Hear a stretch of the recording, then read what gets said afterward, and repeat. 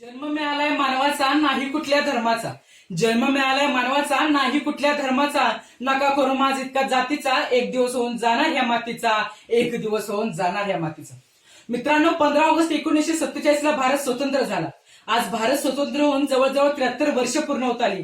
भारतीय संविधान लागून होऊन 70 वर्ष पूर्ण झाली. तरी सुद्धा जाती धर्माच्या विषारी वृक्षाच्या मुळे आपण तोडू शकलो नाही. जातीयतेचं धर्मांतराचं पीक अजूनही तरळत आहे. किंबहुना या पिकाला खतपाणी घातलं जाते काय अशी परिस्थिती निर्माण झालेली आहे. मित्रांनो, याच काळामध्ये मला एक संदर्भ सापडला की 350 वर्षापूर्वी याच महाराष्ट्रामध्ये एका राजानं स्वराज्य निर्माण केलं होतं. जे स्वराज्य सर्व जाती धर्मांना विश्वास देणार होतं. जे स्वराज्य सर्व जाती धर्मांचा विकास साधणार होतं. त्यातला सांगायचा भाग म्हणजे त्यावेळेचा भांबुर्डा, म्हणजे आजचा पुणे जिल्ह्यातील शिवाजीनगरचा परिसर. त्या ठिकाणी एक मस्जिद होती. होय, मुस्लिमांची मस्जिद. ज्या राजाला सतत हिंदूंचा राजा म्हणून गौरवण्यात येतो.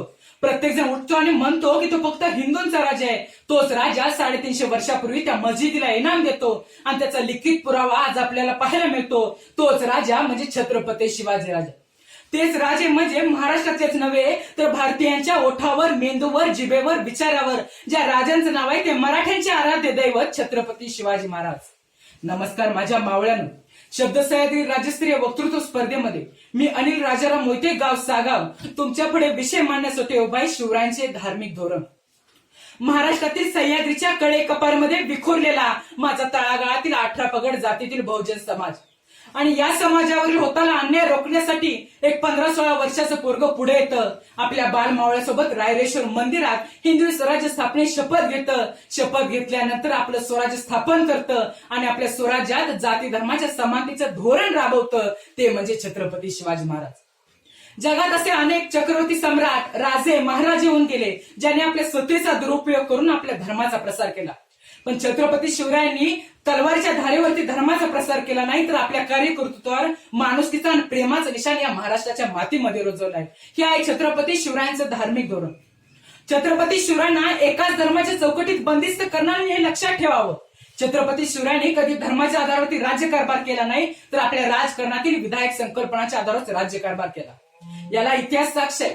सांगायचा भाग जर म्हटलं तर छत्रपती शिवरायांनी दक्षिण दिग्विजयाला जाताना काय केलं, तर दापोली तालुक्यातील केळशी गावात गेले आणि तिथे जे मुस्लिम संत होते बाबा याकूब साहेबांच्या चरणावर माथा ठेवला. तसेच पुढे जात असताना गारगोटी मधील मौनी बाबांचं दर्शन घेतले. असा होता आमचा धार्मिक राजा. छत्रपती शिवरायांचा वारसा मुळातच धार्मिक आणि सहिष्णुतेच्या माध्यमातून तयार झालेला. म्हणून का होईना त्यांचा अंगरक्षक हा एक मुस्लिम म्हणजे मदार मेहतर हा होता. छत्रपती शिवरायांच्या एकूण सैन्यापैकी सुमारे 30% सैन्य मुस्लिम सैन्य होते. त्यांचा तोफखाना प्रमुख इब्राहिम, त्यांचा आरमार प्रमुख दर्या सारंग हे सर्व मुस्लिमच होते. छत्रपती शिवरायांनी धर्माच्या नावावरती कधीही पक्षपात केला नाही किंवा तू त्या धर्माचा आणि मी या धर्माचा असं मांडलंच नाही. म्हणून का होईना या मुस्लिम सैन्याबरोबर रामोशी समाजाचा बहिर्ज नाईक आणि नाभिक समाजाचा शिवाकाशी त्यांच्या बरोबर होते. स्वराज्याच्या साथीला होते. 350 वर्षापूर्वी आताच्या सारखी धर्मनिरपेक्षता संकल्पना नव्हती, पण ही संकल्पना, हा विचार शिवरायांनी आपल्या रयतेत राबवला होता. हे आपल्याला दिसून येतं. म्हणून का होईना त्यांच्या रयतेत, त्यांच्या स्वराज्यात सर्व जाती धर्मातील लोक गुण्यागोविंदाने आनंदाने राहत होते. धर्माबाबत कुणाची सोड भावना नव्हती. हे होतं माझ्या छत्रपती शिवरायांचं धार्मिक धोरण. छत्रपती शिवरायांच्या धार्मिक धोरणाबद्दल जर सांगायचे म्हटले, जसं त्यांनी शाहिस्ती खानाची बोटं कापली, अफजल खानाचा कोतळा काढला, औरंगजेबावर उभा दावा मांडला, तसाच त्यांनी अन्याय मराठ्यांच्या विरुद्धही दावा मांडला. जो चांगलं काम करतो त्याचा धर्म बघितलाय, त्याचबरोबर जो वाईट काम करतो त्याचाही धर्म बघितलाय. चांगल्याला चांगलं म्हणण्याची दानत आणि वाईटाला वाईट म्हणण्याची हिंमत या सह्याद्रीच्या वाघामध्ये होती. म्हणून छत्रपती शिवाजी महाराज अमर होते. छत्रपती शिवरायांच्या धार्मिक धोरणाबाबत असे अनेक उदाहरण देता येतील. त्यातीलच एक म्हणजे रायगड. रायगडावर जगदीश्वराचं मंदिर उभारण्यात आलं. पण छत्रपती शिवरायांनी विचार केला, या मंदिरात आपले मराठी मावळे प्रार्थना करण्यासाठी जातील, पण आपले मुस्लिम मावळे नमाज अदा करण्यासाठी कुठे जाणार. म्हणून मुस्लिमांना नमाज अदा करण्यासाठी शिवरायांनी त्यांना मस्जिद स्थापन करून दिली. असा होता हा आमचा धार्मिक राजा. माझ्या मावळ्यांनो, छत्रपती शिवरायांनी कधी धर्माबाबत असमानता मांडली नाही. मग आपण असमानता का म्हणायची हा माझ्या मनाला प्रश्न पडतो.